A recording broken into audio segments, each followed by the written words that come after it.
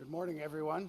Welcome to beautiful Saanich Gulf Islands. My name is David Beckham. I am your Liberal candidate, and welcome to this beautiful, misty morning. We are so delighted to have you all here today, and we're so delighted to welcome the 24th Prime Minister of Canada, Mr. Mark Carney. There you go. Good. Thank you very much, David. Good morning, everyone. It is fantastic to be back on Vancouver Island. As some of you know, I have family here, family working for our great Liberal candidate in Nanaimo. I'd like to, actually, I should start thanking Kristen Needham and everyone here at Seasider Inn, very clever name, by the way, for hosting us on the incredible Saanich Peninsula. This is a beautiful spot on a volatile day, and I'm not talking about the weather. The world woke up to some pretty dramatic moves, and they're ongoing in financial markets. So before I get to the main subject at hand, I want to spend a few moments talking about what that means for us in Canada. And I think the first observation is what's going on is a direct consequence of President Trump's unjustified tariffs against Canada, tariffs that were first levied on Canada and Mexico, and then on the world. And those measures are going to hit a lot of people's savings, including their retirement savings. And as much as this is unfortunate, it was not unforeseen. This is what we have been concerned about.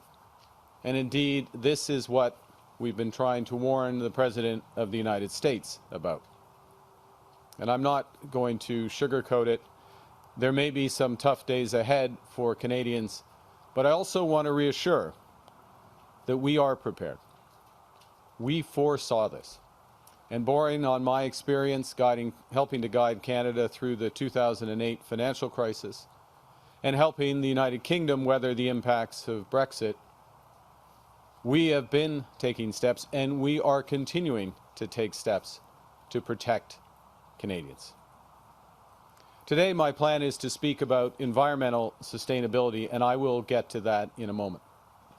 But this current crisis, financial crisis and economic crisis, reminds us about the other forms of sustainability, and the first is fiscal sustainability, a government that is sustainable.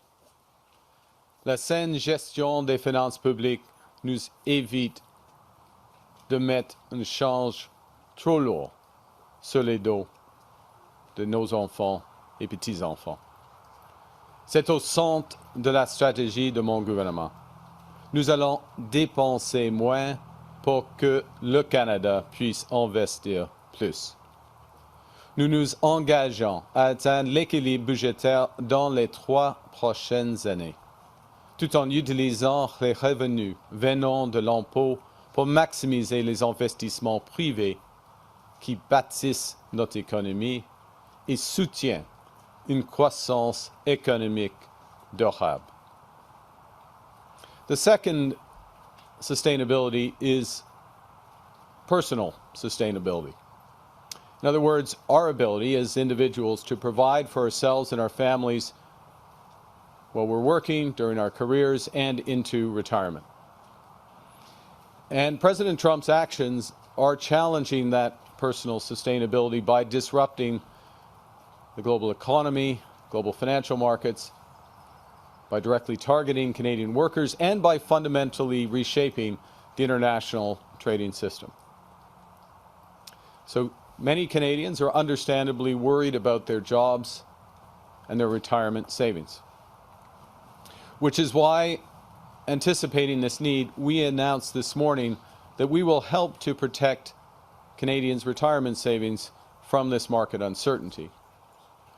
We will reduce the minimum amount that must be withdrawn from registered retirement income funds by 25% for the next year. And the benefit here is that seniors won't have to withdraw as much of their hard-earned savings when markets are volatile, as they will continue to be until this trade war is sorted out. We will also support seniors by temporarily boosting the guaranteed income supplement by 5%. Low-income seniors are amongst the groups that are most vulnerable during times of economic uncertainty and market pressure. These people are on fixed incomes. They don't, in general, have the ability to work. And this boost will help them to weather the storm. Ça s'ajoute aux mesures pour soutenir les travailleurs que nous avons déjà annoncées. On a temporairement changé les règles entourant l'assurance emploi pour que les travailleurs qui perdent leur emploi n'aient pas à attendre une semaine avant de la recevoir. On a rendu l'assurance emploi plus accessible et plus généreuse. On donne plus de temps aux travailleurs pour se trouver un emploi sans perdre leurs bénéfices. Nous avons aussi agi pour appuyer les entreprises canadiennes.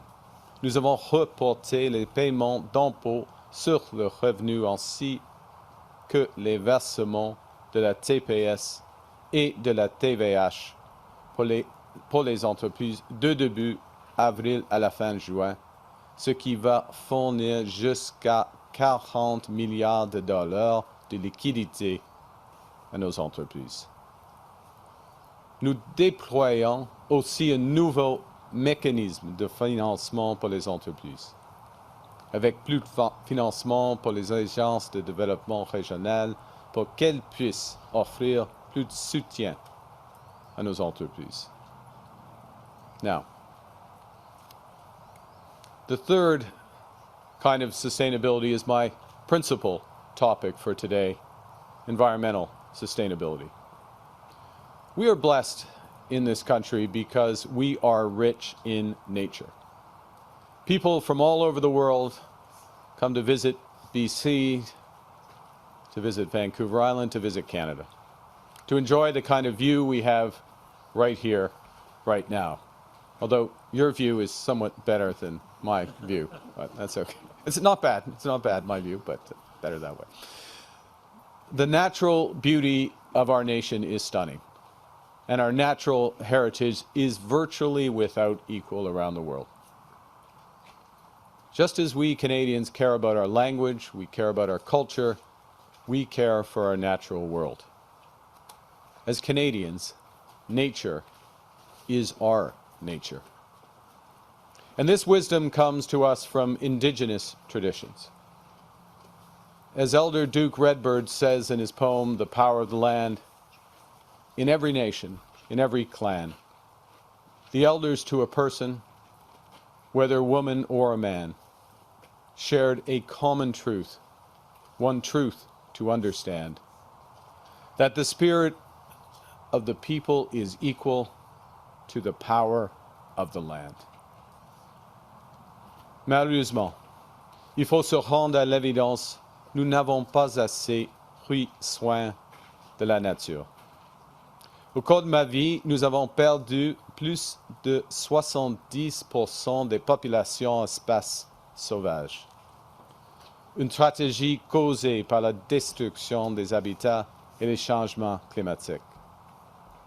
In Canada, our natural capital, including biodiversity, has fallen 40% on a per capita basis, while at the same time, our produced capital has almost doubled in recent decades. In other words, we become twice as wealthy while impoverishing our natural world. This is what we mean when we talk about sustainability. No country can endlessly draw down on its nature to enrich itself. And now our natural heritage is facing a new threat. President Trump's unjustified tariffs come with threats to our sovereignty that have one goal behind them: to weaken Canada, to break us so that America can own us, to take our greatest strengths, our resources, our water, our land, our country. That will never happen. Canada is not America. America is a melting pot. Canada is a mosaic, because we value diversity. In America, healthcare is a big business. In Canada, it is a right because we value solidarity. America is increasingly about the here and now. Canada is forward-looking and future-focused because we value sustainability. And that's why it was Canada who brought the world together and brokered the Montreal Protocol in the 1980s, which saved the ozone layer under Brian Mulroney. It's why Canada hosted COP15 2 years ago under Justin Trudeau, which led to landmark agreements on biodiversity and nature preservation. At the center of those agreements is a commitment to protect 30% of our lands and 30% of our waters by 2030. And why did we do this? Because we as Canadians value sustainability in all of its forms. We recognize that although we're not always perfect, we haven't always been perfect stewards of the land, we always strive to be good. And we strive to do things not because they're easy, but because they are right. We must earn our right to take from the environment while always respecting and nourishing it. And that's why a new Liberal government will pursue a bold new nature strategy with smart approaches to preserve our natural habitat and to use our finite financial resources to maximum impact.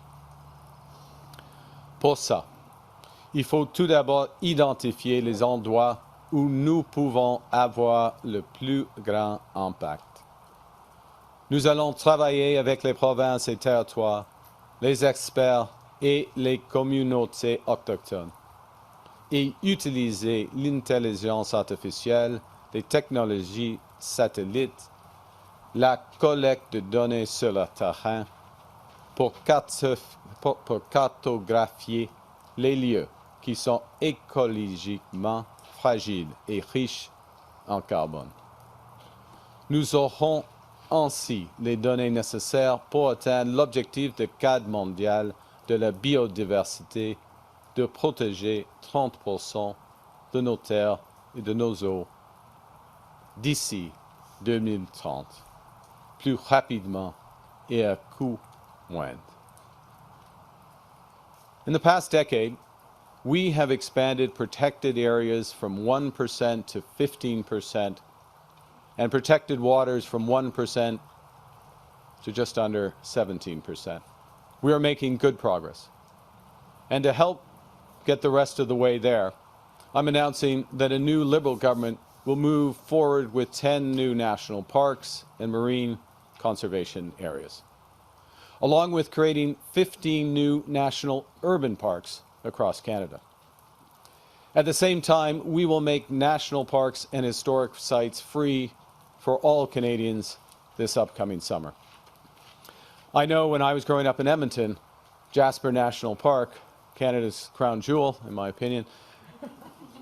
I know, we'll get some debate from behind me, maybe in front of me as well, but my crown jewel, Canada's crown jewel, Jasper National Park, was almost like a second home, and it's certainly where I made lasting memories.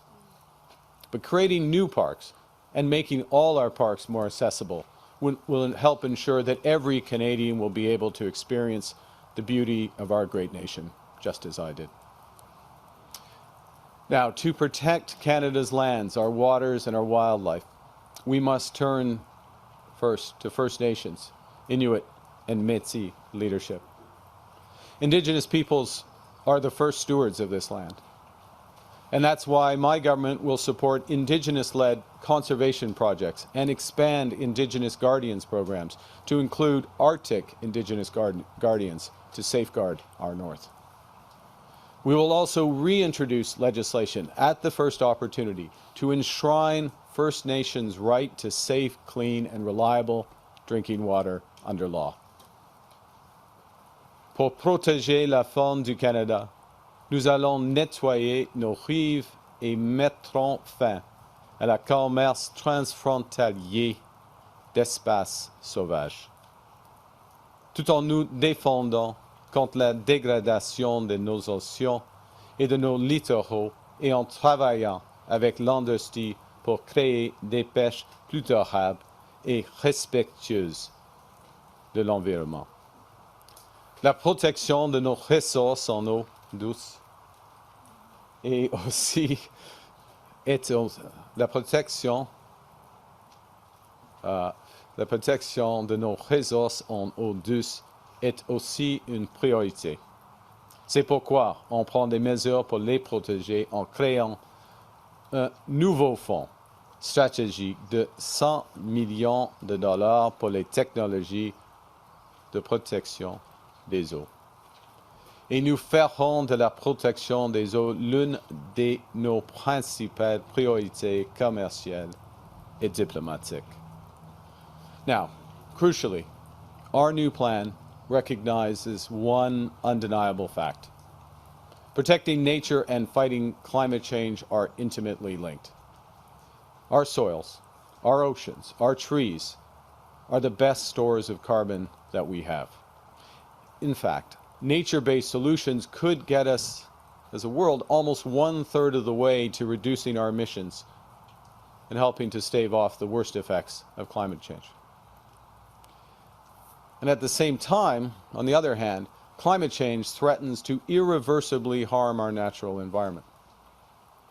Only by fighting climate change can we protect our natural environment. And only by protecting our natural environment can we protect ourselves, our planet, our future from the threat of climate change. So globally, Canada will work to establish international standards for voluntary carbon markets. That will allow those who choose to protect and conserve our environment in order to fight climate change to be compensated for doing so. We understand that values determine value. Canada intends to take a leadership role at the upcoming climate change conference in the Brazilian Amazon, where I know that nature-based solutions will be front and center. La nature est au cœur de l'identité canadienne, et c'est pourquoi sa protection est maintenant au centre du mandat du nouveau ministère de la Culture et de l'Identité canadienne. Mon gouvernement met donc Parc Canada et la protection de nos terres et de nos eaux sous la responsabilité de ce nouveau ministère. You know, a young child wrote to me the other day that they, and I quote, dream of a Canada where there are many forests and lakes, and that we protect those forests, oceans, and lakes. And that student understands the assignment that we all share, that our environment is our responsibility, and our nature as Canadians is nature. We are Canada. We are Canada sustainable. We are Canada strong. Thank you. Merci. Thank you, Prime Minister. We'll now begin the question period. We'll do 15 minutes to delegation and then a few questions from local. 15 minutes pour la délégation, ensuite les médias locaux. Michel? Bonjour, M. Carney. Bonjour, Michel monsieur. Savard pour la presse canadienne. Quel est l'élément principal de votre message aux électeurs qui ont été nombreux à voter pour le NPD lors des dernières élections fédérales en Colombie-Britannique? Et leur faites-vous une promesse progressiste de ne pas couper dans les programmes sociaux?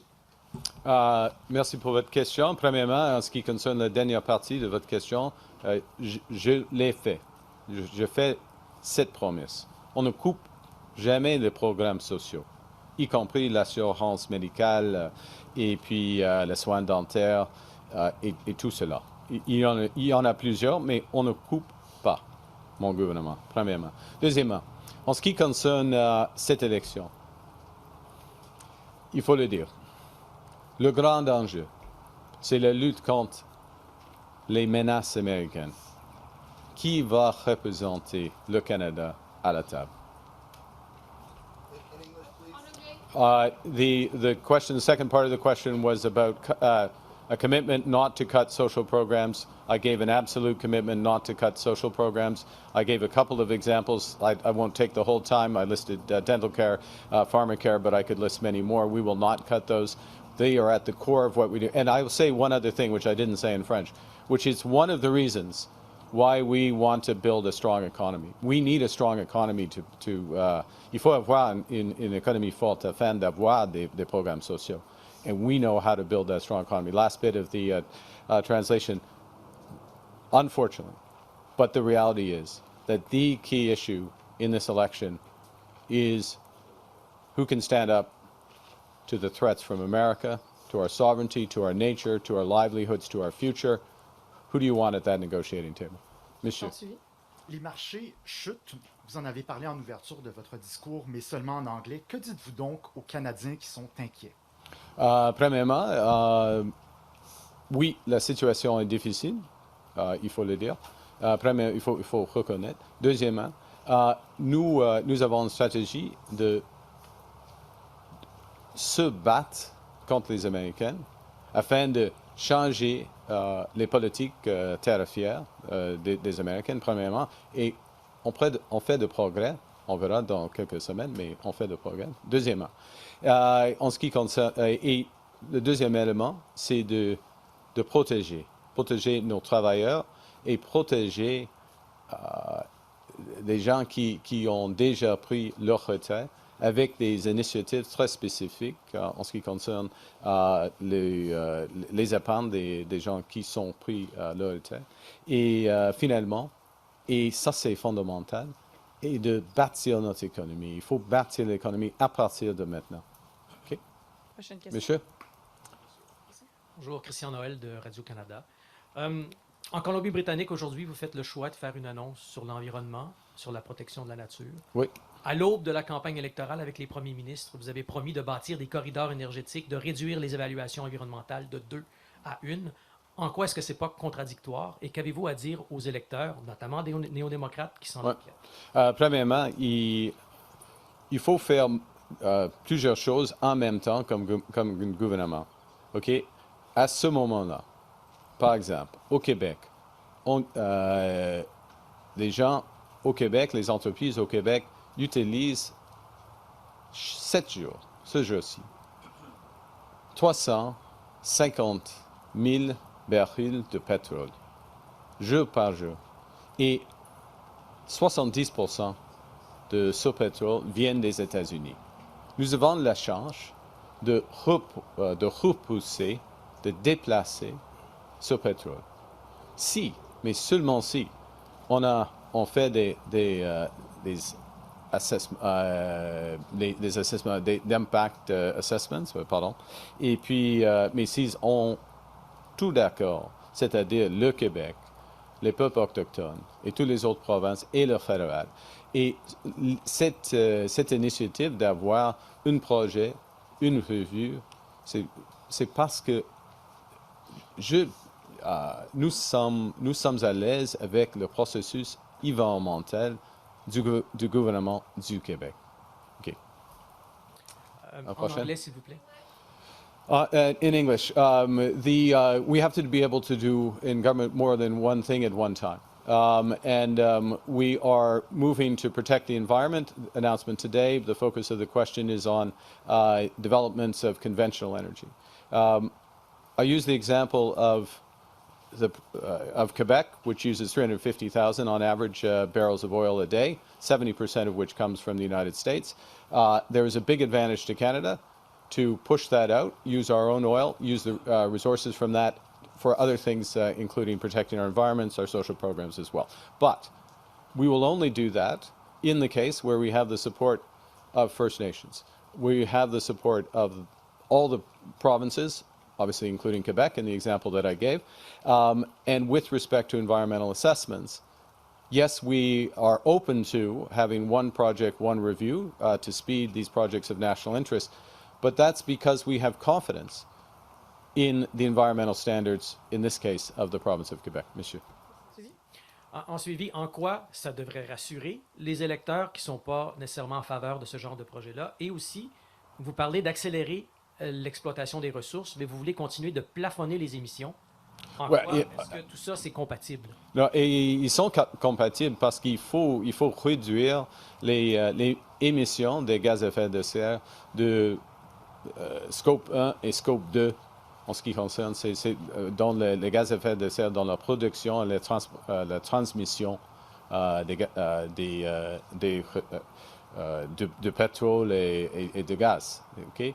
À ce moment-ci, c'est presque 30% des émissions de gaz à effet de serre à travers le Canada viennent de le scope 1 et scope 2 des ressources conventionnelles. OK. Alors, il faut avoir des grands projets, par exemple le Pathways, c'est le mot en anglais, qui fait le stockage de carbone.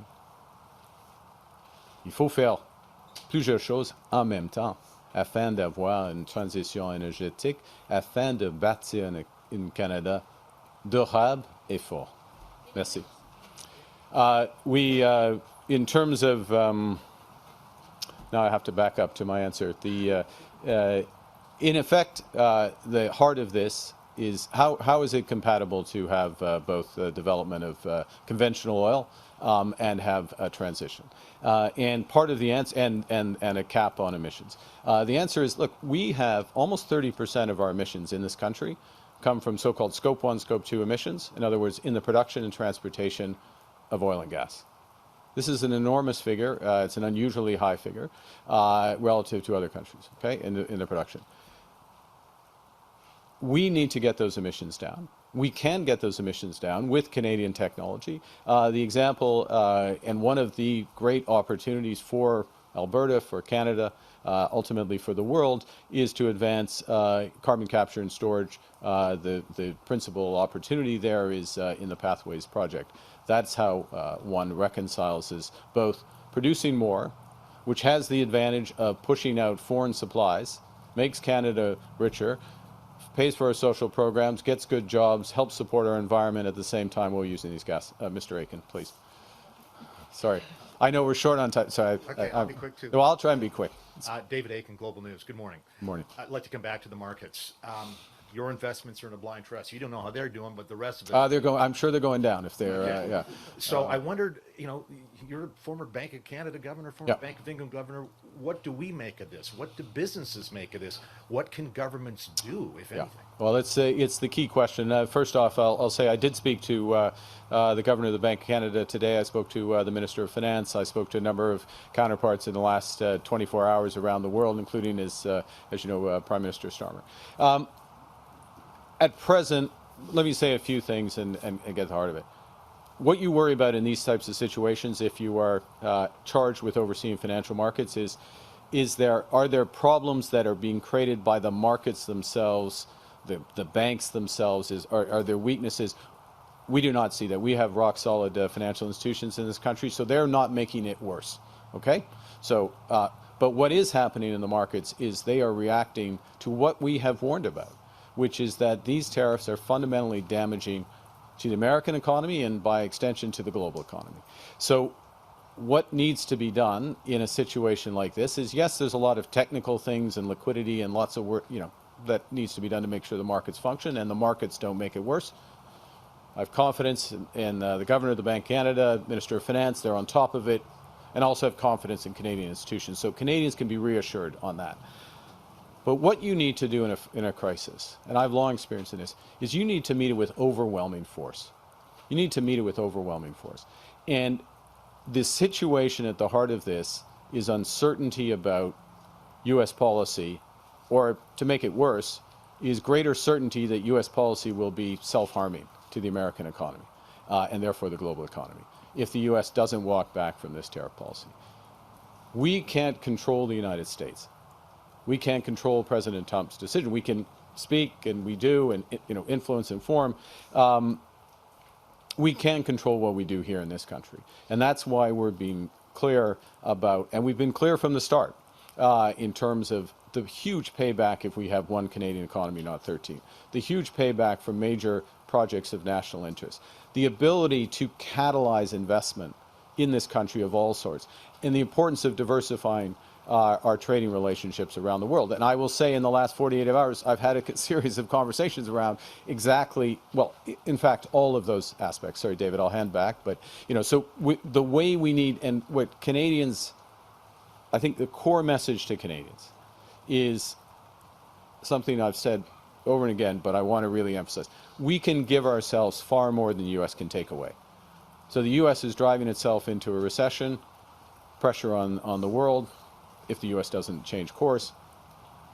But what we can control is where we invest here, how we support our people, and that's what we're doing. Interesting you mentioned about making sure markets work. You'll recall in the 08-09 fiscal crisis, you as governor took some steps to make sure that our banks were liquid. Prime Minister Harper took similar steps on fiscal policy. We came out of that recession faster, I think, than anybody else, Right, because of some of the steps that we're taking. This time around, first of all, do you anticipate Canada and or North America entering a recession? Has that likelihood increased? And 3, what steps might a government take to, like you did in 08-09, make sure we come out of that recession more rapidly?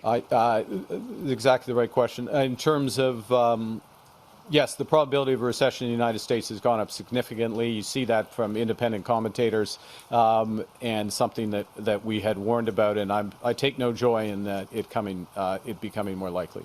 That will have significant effects on the Canadian economy. It's very hard for us to avoid that area. That's part of the reason why in advance of this election we made the changes to EI to make it more generous. It's part of the reason why we made the changes to provide liquidity to Canadian companies so they're not pulling back unnecessarily. And I think that we're at a situation where those steps will help provide for companies the financing that's necessary in order to do. There's other things that can be done on the margin. What we're going to need to do, though, government, what Canadians will choose their government in a few weeks. My judgment, my government will act with force. We will accelerate major investments. We will provide very clear guidelines on where we're going to spend money, where the returns are going to be for the private sector, where we're going to take regulations away. I'll give you one example to make that tangible, David, but there are many more. We announced at the first ministers' meeting 2 weeks ago, 10 days ago, just before calling the election, that we will remove all federal barriers to interprovincial trade, mobility, and by Canada Day. We will table that legislation by Canada Day. We've left instructions for the officials to be developing that. We, as the Liberal Party, are developing that. And the first item of business, if we are returned, is going to be accelerating that, because that's the kind of certainty that you help to provide for business to make those investments. And Canada moves forward as Canada, not reading Truth Social and X and watching tweets down there. We'll take charge.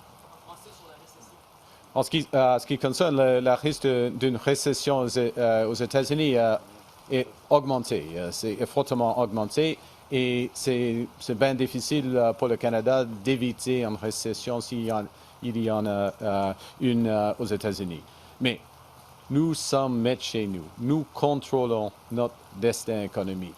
Il faut agir avec de la force. Et mon gouvernement va le faire si nous sommes élus.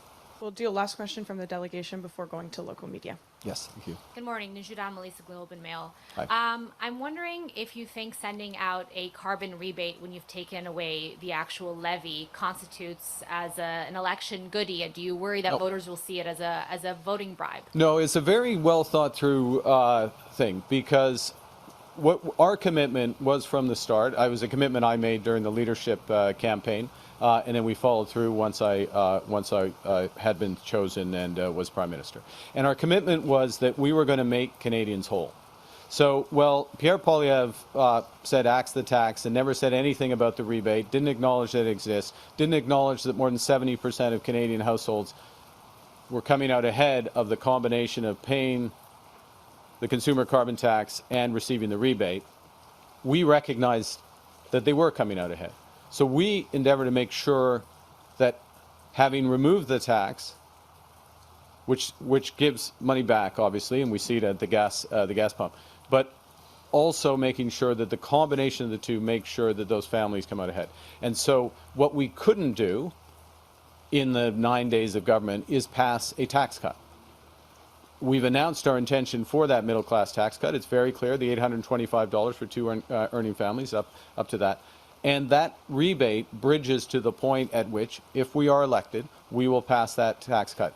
The numbers add up. It makes sure that those families come out ahead. So it's absolutely consistent with what I said effectively from January 15th when I launched my, my leadership campaign. It's the right thing to do, and that's why we did it. Former Prime Minister Justin Trudeau, during his last speech at the Liberal Convention, Leadership Convention, said Liberals are progressives. You're here targeting NDP and Green ridings. I'm wondering, do you identify as a progressive? And if so, what does being a progressive mean to you? Well, I believe in progress. I wouldn't be here if I didn't think we could make Canada, which is the greatest country in the world, even better. I recognize injustice that still exists in our society of all forms. And we need to strive every day to make progress on that. I'll anchor it if I can in today's announcement. We need to do a much better job. We need to make progress in how we take care of our natural heritage for our children and grandchildren. But we can make progress. And the Liberal Party can do both things, which is to grow our economy, grow it for all Canadians, and make progress alongside. And that's what today's announcement is about. Thank you. Over to local media. We've got 5 minutes, so. Okay. Sure. The U.S. has announced its intention to raise softwood lumber You duties. sure? I know you guys are from BC, but like, it's not, sorry, yes. No worries. The Yeah. U.S. has announced its intention to raise softwood lumber duties from 14.5% to 34.45%, which would be an enormous hit on an industry that is already struggling in BC with Yeah. lowered supply and job losses. It's something the Premier says that he'll be talking to you about later today. What's your message to forestry workers in this province, and what do you plan to do in terms of supporting the industry and workers who are at this point worried about the feasibility of their jobs moving forward? Okay, well, thank you for the question. And I start where you ended up, which is it starts with workers. It starts with workers and working back from workers, and our commitment in this trade battle, and our commitment more generally, is to support workers. These tariffs are wholly unjustified. They came through a USTR process, but they're wholly unjustified. And I recognize that there's 50,000 workers that are affected by this. I recognize the importance of this industry. I've known it my whole life, the importance of this industry and the contribution to this province and this country. So I am very focused on this issue. Premier Eby and I will be discussing specific measures that can be taken. We have made very clear that we will act. We have a strategy to fight, protect, and build. And we are fighting unjustified tariffs. This is another unjustified tariff. You can expect us to fight against it. And you can expect us to take specific steps to protect those workers. Last point, if I may, on building. And this will take some time, but this is fundamental. We announced a week ago today a new housing strategy for Canada, an intention to double the rate of house building to 500,000 homes a year, and anchoring that back into mass timber, Canadian lumber, Canadian solutions. So it takes time, and it won't fully replace a U.S. market. We're going to fight hard to get that access to U.S. market. But we also have to have the ambition, and we do have that ambition, to build in this country, to use our resources. Thank you. Richard Zussman, Global BC. Welcome to British Columbia. Thank you. What took you so long to come back?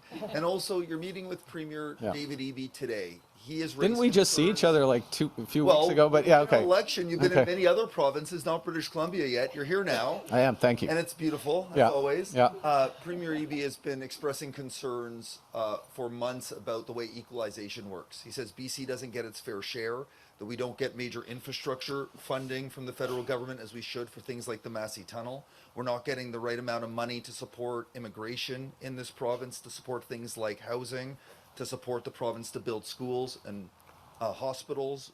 Would your government consider looking at equalization and supporting provinces based on the burden they take when it comes to federal programs like immigration?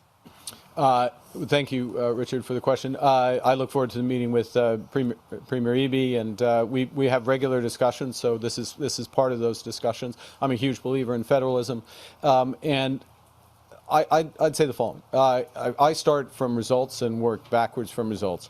The major infrastructure here, developing this economy, ensuring that social safety net is adequately funded in British Columbia and all provinces and territories. I start from that, and then how do we best make that happen? I think some of the biggest impacts on infrastructure are going to be this focus on projects of national interest at this time of crisis. That's, to go back to Mr. Aiken's question about the economy, that's how we're going to have the biggest response here is to move those forwards rapidly. So there will be a series of things outside of equalization that are new and that are high impact that we'll look to work forward. But I'm always open, and with respect to immigration, last point, they are... We have not lived up to our promise to those we brought to this country. We don't have the capacity in terms of housing, social services, and those who came as students. They're not all getting the education they deserve in Canada. We need to build that capacity. We need to manage immigration at lower levels for a period of time, until we have those results and the capacity. And of course, that means working very, very closely between the federal and provincial governments. Thank you. We'll do a last question, please. Yes. Cindy Harnett with the Times Colonist, and we welcome you anytime. And so, Thank you. I know. Conservative leader Pierre Poilievre yesterday brought up the fact that BC is overwhelmed by the fentanyl crisis right now. He talked about putting more money into overdose or recovery, and he also talked about clamping down on overdose prevention sites, consumption sites, supervised sites, which are, of course, approved by the federal government. So if you can talk about, will those approvals continue under yourself? What is your plan, and will you talk about that with David Eby today? I will talk about it with the Premier, not least because, the direct delivery of that is at a provincial, of those sites is on a provincial level. We are undergoing a review of the effectiveness of these. Again, I'm going to go back to results and whether or not this is the best mechanism going forward, or the best approach going forward. I will say this as well, which is that we are attacking the fentanyl crisis on multiple levels. It starts with source, the supply of fentanyl and its antecedents. 10,000 border agents, Black Hawk helicopters, drones, specific targeting of the cartels that are producing, a process that has been reducing the supply, at least the trans-border supply, quite significantly. It goes to working directly with the provinces on treatment, and it also goes to better supporting loved ones who are dealing with the horrors of addiction. Thank you. Thank you, Prime Minister. C'est ce qui m'a fait à notre presse conférence. C'est ce qui m'a this was an enter press conference. Thank you. Merci beaucoup. Thank you. You guys okay? Are you going to send me out there? Can I just...